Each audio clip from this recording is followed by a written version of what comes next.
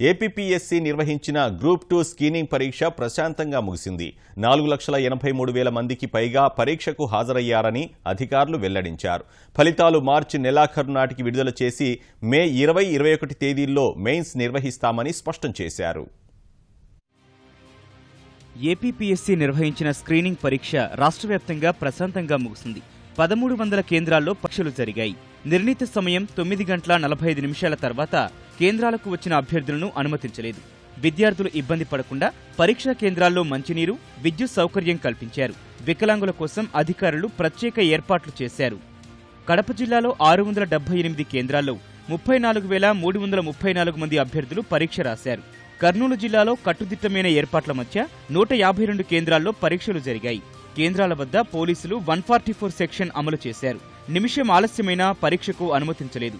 చిత్తూరు జిల్లాలో 91 పరీక్షా కేంద్రాల్లో 54,000 మంది అభ్యర్థులు పరీక్షలు రాశారు. అభ్యర్థులు తమ వెంట తెచ్చుకున్న వస్తువులు ఉంచేందుకు సరైన ఏర్పాట్లు చేయకపోవడం వల్ల ఇబ్బందులు పడ్డారు.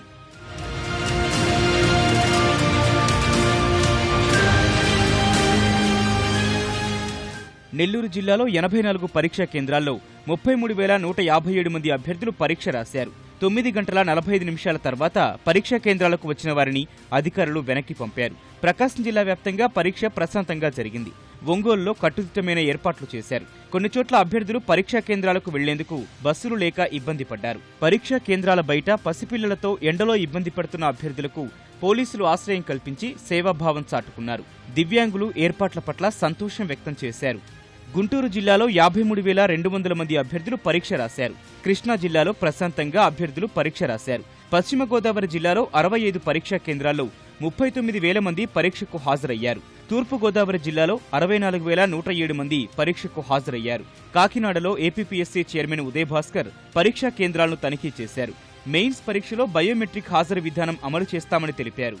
స్క్రీనింగ్ టెస్ట్ ఒక సింగిల్ పేపర్తో 1:50 చొప్పున ఇందులో నుంచి మేము ఫిల్టర్ చేసి తీసుకోవడం జరుగుతుంది. వాళ్ళకి మేము 3 పేపర్లు కూడా మెయిన్ ఎగ్జామ్, అది కూడా కంప్యూటర్ బేస్డ్ పద్ధతిలో బయోమెట్రిక్ అటెండెన్స్, వీటన్నిటిని కూడా ఇంప్లిమెంట్ చేసి మేము చేయడం జరుగుతుంది. ఓన్లీ మెయిన్లో ఏవైతే మార్కులు వస్తాయో వాటి బేసిస్ మీదే ఈ సెలక్షన్ అంతా కూడా జరుగుతుంది. విశాఖలో స్క్రీనింగ్ పరీక్ష ప్రశాంతంగా సాగింది. విజయనగరం జిల్లాలో 79 కేంద్రాల్లో 22,879 మంది అభ్యర్థులు పరీక్ష రాశారు. కేంద్రాల వద్ద 144 సెక్షన్ అమలు చేశారు. అభ్యర్థుల కోసం తాగునీరు, విద్యుత్ సౌకర్యాలు కల్పించారు. శ్రీకాకుళం జిల్లాలో 103 కేంద్రాల్లో పరీక్షలు జరిగాయి. హైదరాబాద్తో పాటు చుట్టుపక్కల జిల్లాలో 86 కేంద్రాల్లో పరీక్ష నిర్వహించారు.